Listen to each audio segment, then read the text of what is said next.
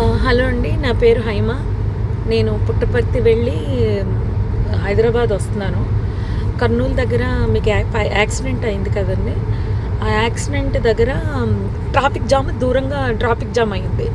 ఎందుకు అంత జామ్ ఆగి ఉంది? సాధారణంగా అది ఆగే ప్లేస్ కాదు. ఆగి ఎందుకు ఉంది అని అడిగితే, అప్పుడు నా పక్కన కూర్చున్నాడు కాబట్టి డ్రైవర్కి తెలుసు. డ్రైవరు అక్కడ కాలిపోతున్నట్టుంది మ్యామ్, బస్సు కాలుతుంది అక్కడ అన్న. సరే గబగబా ఏదైనా హెల్ప్కి వెళ్దామో, అసలు ఏమన్నా పోలీసులు వచ్చారా లేదా అని నేను గబగబా కారు దిగి వెళ్ళానండి. వెళ్ళేసరికి బస్సు తగలబడిపోతుంది.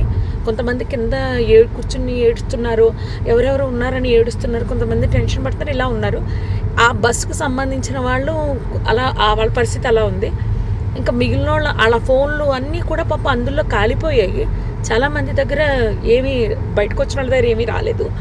అక్కడ ఉన్న మిగిలిన జనం అండి మొబైల్స్తో వీడియోస్ తీసుకుంటున్నారండి. ఎవరైనా పోలీస్కి కాల్ చేయలేదు. నేను కార్ దిగి వచ్చే హడావుల్లో ఫోన్ ఏమో కార్లో వదిలేశాను.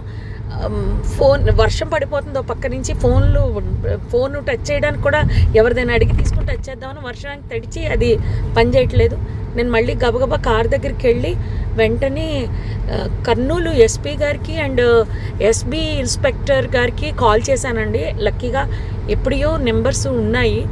కాల్ చేస్తే వాళ్ళు ఇమీడియట్లీ రెస్పాండ్ అయ్యారు. వాళ్ళు రెస్పాండ్ అయిన కాసేపటికే రూరల్ సిఏ గారి బృందం అంట వాళ్ళు వచ్చారు. దాని ముందే ఫైర్ స్టేషన్ వాళ్ళు వచ్చేసారు. అండ్ ముందు ఫైర్ స్టేషన్ వాళ్ళని, నెక్స్ట్ ఫైర్ సిబ్బంది, నెక్స్ట్ అంబులెన్సు, పోలీసు వారు వీళ్ళందరూ వచ్చేసారండి.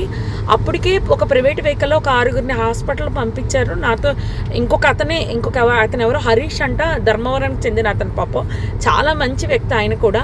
ఆయన ఒక 6గురిని ప్రైవేట్ వెహికల్లో ఎక్కించి పంపించారు. తర్వాత వీళ్ళు వచ్చాక ఒక 5గురిని అంబులెన్స్లో ఎక్కించడం జరిగింది. ఆయన తీసుకెళ్లారండి.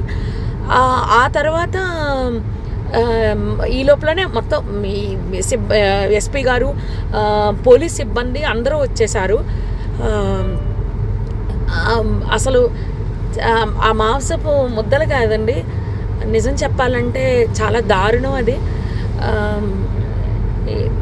అస్థిపంజరాలు అలా సీట్లలోనే చూసేసరికి అసలు నాకైతే వల్ల కాలేదు. ఎవరైనా ఫ్యామిలీ అండి, చాలా ఆ ఫ్యామిలీ ఎంత బాధపడుతూ ఉంటారో. నేను అది తట్టుకోలేకపోయాను. వస్తూ అక్కడ ఆంజనేయ స్వామి గుడి దగ్గర ఆగిపోయి